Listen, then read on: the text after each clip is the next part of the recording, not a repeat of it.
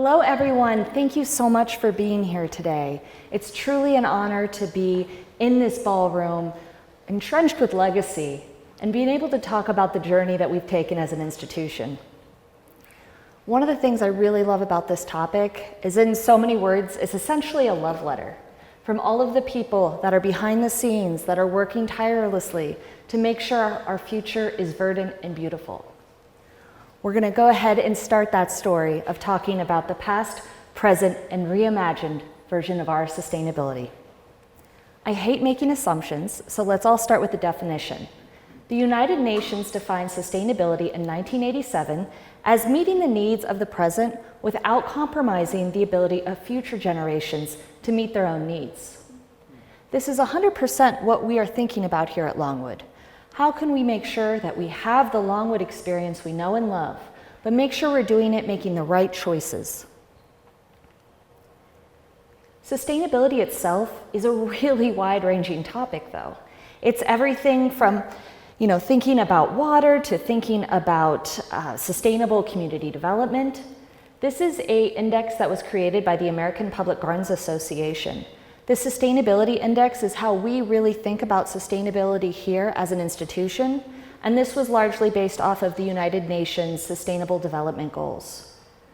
Again, it is a very broad topic, and there's a lot of interwoven connections. But it's important to set the framework. Now here at Longwood, we have that legacy of sustainability. Each steward has contributed significantly to the land where we are. From the original people, the Lenni Lenape, who managed the land, stewarded it, to the Pierce's family, what's more of a legacy than planting a tree? The work that they did is an arboretum, a garden of trees, and you can still sit under those trees today, from the 1800s. The DuPont family, Alice and Pierre, filled the space with verdant gardens and beautiful fountains. Truly a celebration of the beauty of natural elements. Each of these stewards have built upon and it continued the legacy, which brings us to Longwood Gardens today. We have the stewarded lands, we have the managed lands, we have the arboretum, we have the beautiful trees that anchor our gardens, we have the gardens and we have the fountains, but we also have put our own spin on this. We are wanting to honor but continue. We recently had a new strategic plan for 2030, and this really illustrates how important sustainability is to our institution. Our core values, what define us as an institution and as employees, include sustainability. We have it under stewardship.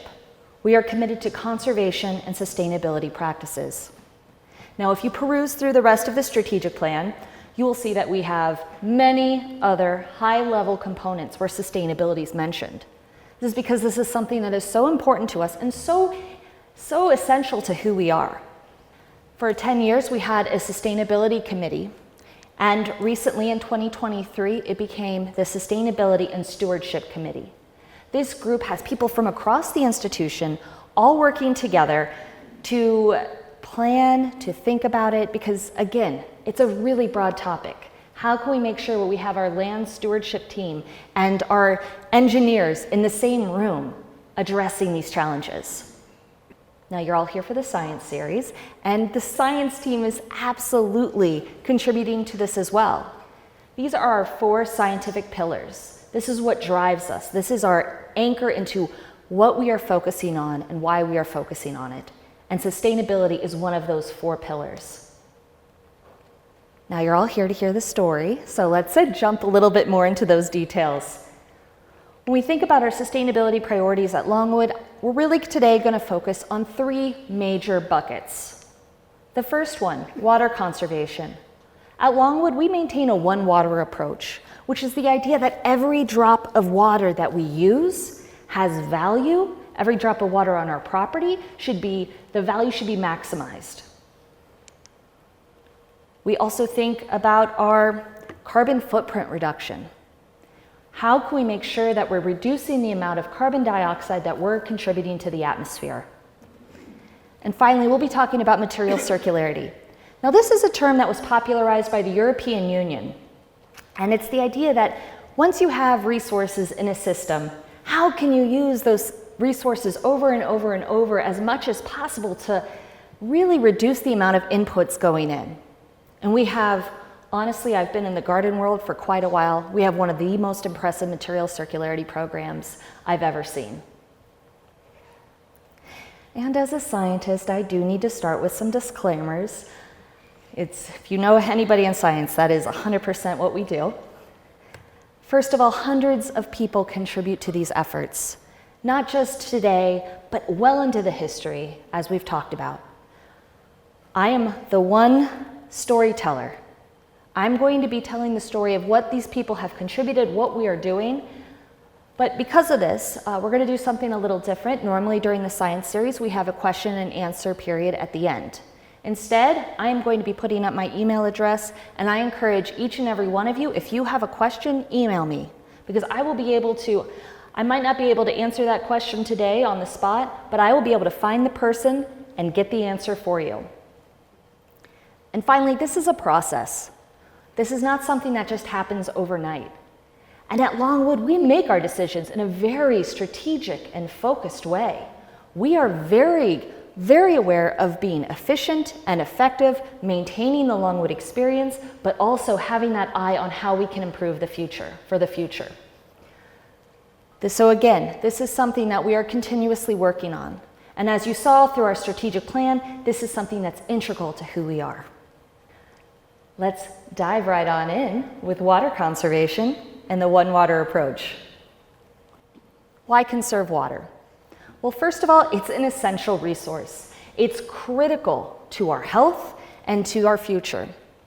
I was lucky enough to be able to, in September, go to the New York City Climate Week. And there I was able to hear lectures from some of the most impressive people in politics and industry, including brands that you would absolutely know. They all came together and they were talking about some of the big issues. And the one thing that I kept hearing was water conservation and how we can take care of our water. Because with changing environment, it's going to be too little, too much, or too polluted. And at the end of the day, water equals life. Now I know we're all plant people, because why else would we be spending our Saturday here at Longwood Gardens? But it is technically a blue planet, so, and the water is essential for plants. We've taken a lot of strides with our water conservation. In 1987, this is the first major milestone. We had upgrades to our wastewater treatment system.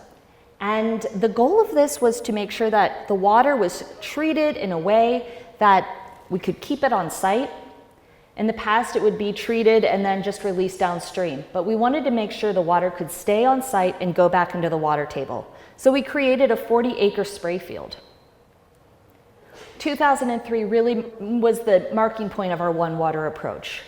Again, another round of upgrades to our wastewater treatment system, and this time the water was clean enough to be used for irrigation purposes. This helps us save 3 to 4 million gallons of water a year. That's over 70 million gallons of groundwater saved since we started this. That's a tremendous amount of water. When we think of water conservation, oftentimes we think about turning off the water while you brush your teeth. But that's not, it can be so much bigger. And one of the most important ways we can practice water conservation is to take care of our water in our natural areas. I love this image of our volunteers and our staff because they are practicing water conservation by making sure that the water, when it's on our property, is clean, that it's cool, and that it supports life. We have almost 5 miles of streams on our property, and we sit along a ridge line. So the 6 streams that come from our property, they all end up in the Delaware Bay. We take it upon ourselves to be good neighbors. We, again, want to make sure when that water leaves our property, it's clean, it's cool, and it's ready to promote life. Because of this, our recent efforts, we've restored over 2,380 feet of the riparian buffer. Riparian buffer, this is just the area along the edge of a stream. Since water doesn't know property lines, we are working with our community partners, We're really working on, again, increasing that local biodiversity of what plants we plant, because of course, when you increase plant biodiversity, animals and everything else follows. And we're using this as a living laboratory. We're getting to ask some really cool research questions while we are doing this. And if you're interested in learning more about this, there will be an upcoming science series talk this year where we talk about our water conservation story. Stormwater is a massive issue. If you talk to any urban planner or if you talk to anybody that's interested in the built environment, when a storm comes and water just dumps down, where does it go? We really work on slowing and absorbing the stormwater through rain gardens, basins, the buffers that I mentioned, and also permeable pavement. Because again, we want to keep that water on site. We also want to control where it goes. We want to make sure that we're protecting our green infrastructure, which is our plants and our ecosystems, but also the gray infrastructure. Because too much water at one time, we've seen what that can do, especially in North Carolina this year. We're working to minimize nutrient leaching, and we're educating others about this process and what they can do. When we're at Longwood, we see some beautiful turf grass. Absolutely incredible. We are so efficient and so good at what we do, less than 5% of the turf grass that you see is irrigated. We use the treated water that came from our wastewater treatment plant as lawn irrigation, and we have a tremendous amount of really cool sensors and technology, which has led us to reduce the amount that we have to irrigate, sometimes up to 28%. We are very efficient, and we make really smart choices. Which brings us to Reimagined. When we think about water conservation and the new Reimagined project, again, another round of upgrades to our wastewater treatment system. This time we wanted to find ways to reduce the amount of salt without using more chemicals. This is primarily used for irrigation, but we're looking to other ways that it can be used. We are harvesting the stormwater from our buildings. All of the roofs of our new Longwood Reimagined, that water that hits is being collected. This is going to save us around 20,000 bathtubs of water each and every year. We're also exploring ways to how we could apply this to other greenhouse complexes on site. We've talked about water conservation. Let's talk about that carbon footprint reduction. Why care about this? Well, we want to be able to be good stewards in general. We want to help mitigate environmental impacts. We know the dangers of higher levels of CO2 in the atmosphere. What can we do as an institution to make sure we're mitigating these impacts? Especially in an area where summers are super hot and humid and winters are very cold. There's a lot of challenges that can come from this. Our first major addressing our carbon footprint was in 2005. We rebuilt a major roof on the East Conservatory. I'm sure many of you actually remember the old roof. It was very, very cool, incredibly energy inefficient. So we made this change, and it has been a great solution for us. We converted to natural gas. We have a really large campus. It's almost 400 acres of formal gardens, and that's not even including all the natural areas on site.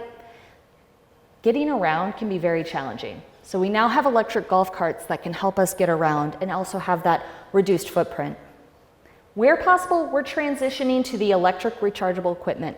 Again, we're thinking strategically, we're doing it efficiently and effectively. If you've driven in, you've seen probably our solar array. Now, this accounts for 25% of our annual electric use.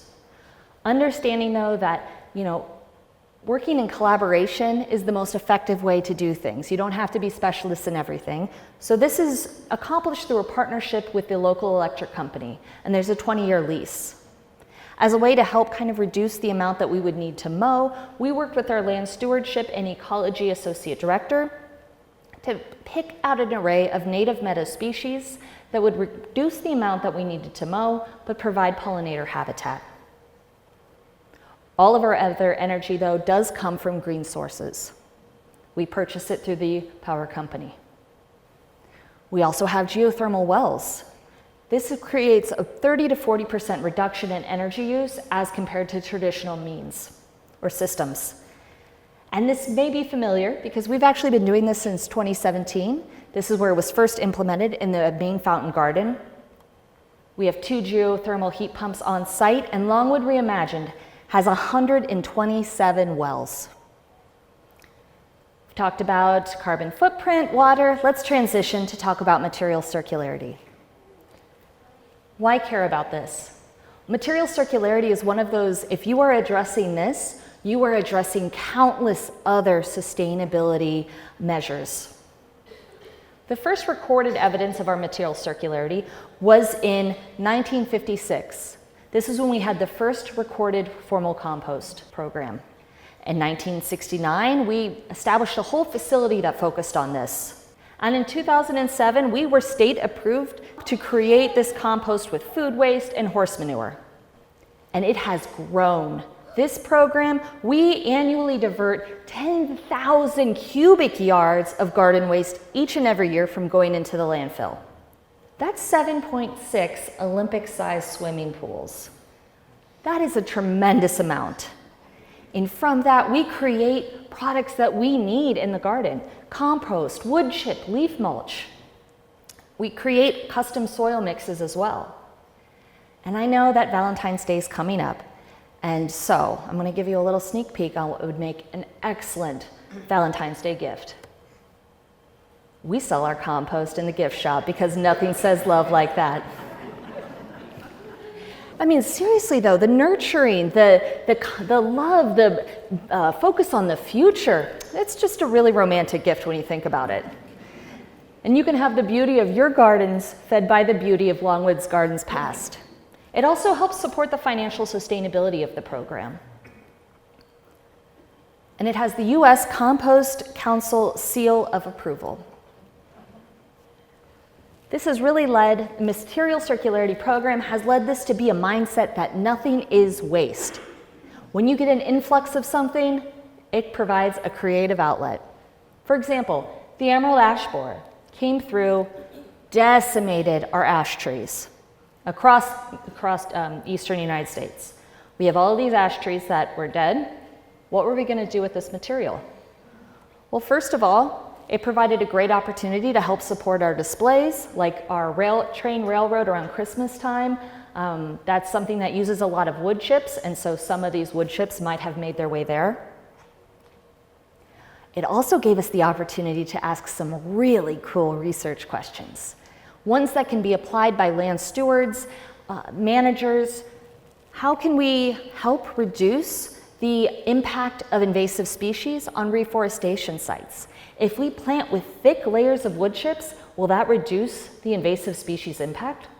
So stay tuned, because we are still finding out the answer to that question, but it's a great example of how nothing is waste. That legacy of Longwood, we want to provide you with that Longwood experience you know, you accept, and you want to see, but also make smarter choices. We do a lot of research.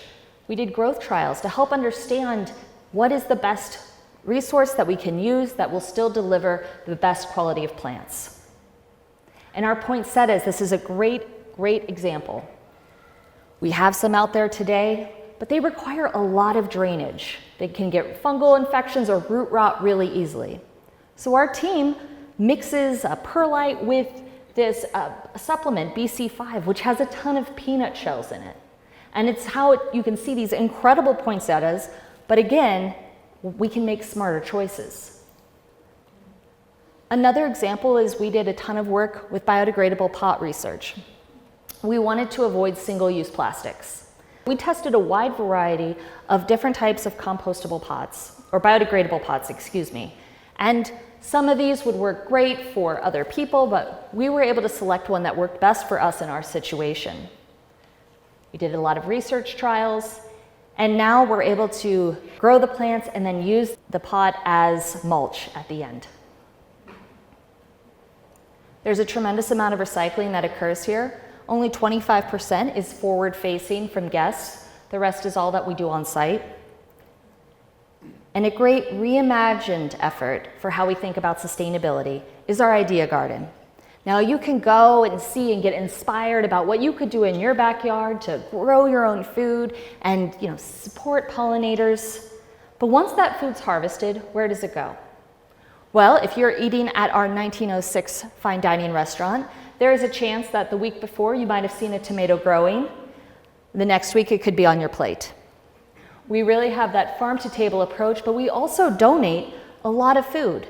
A local food cupboard, we've been able to work with them and provide food to the people who need it most and healthy options. And from 2020 to 2023, we donated almost 12,000 pounds of produce. To put that in perspective, because if you can't tell, I like doing this, that's about the size of a male white rhino. As I previously worked with rhinos in a past life, basically, at this point, and they are huge. That is a lot of zucchini.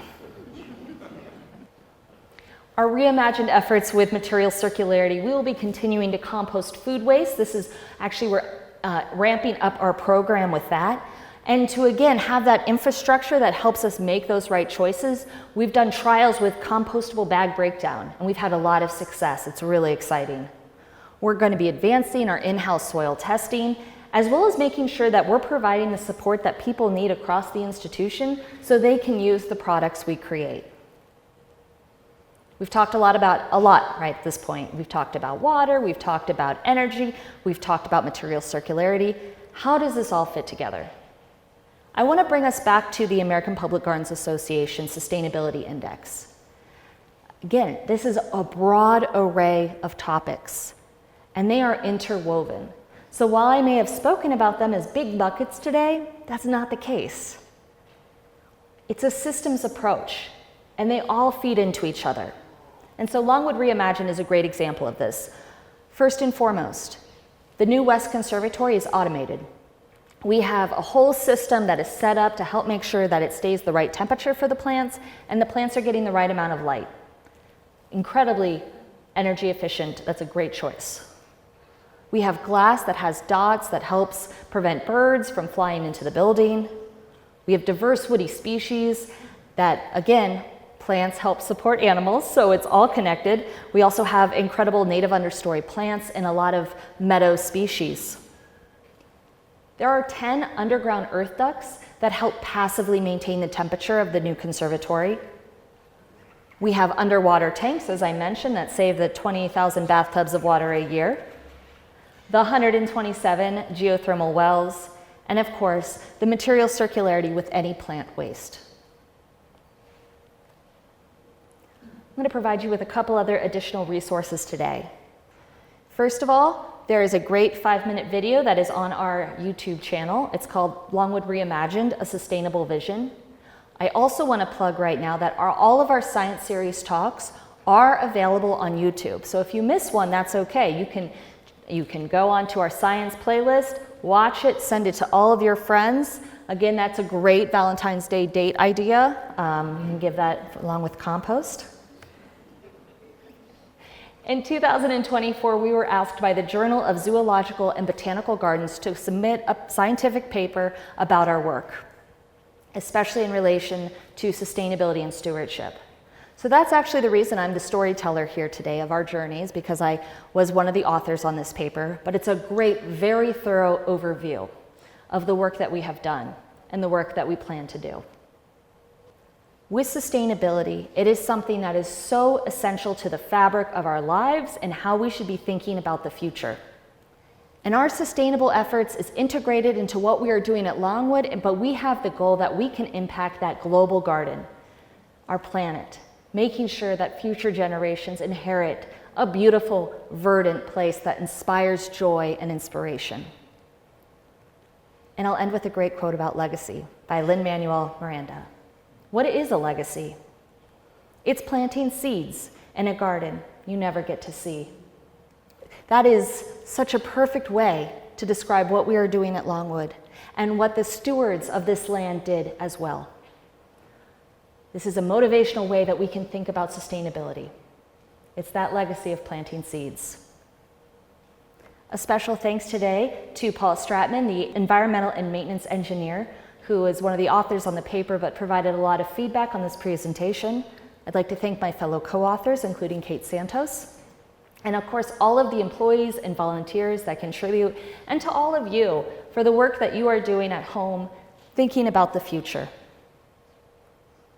Again, in lieu of a question and answer period, we are going to have, you can email me, this is my email address, and I will read every single one of your emails, and I will make sure that the right person will answer the question for you, because I'm sure you have a lot, and we want to be here to help support that.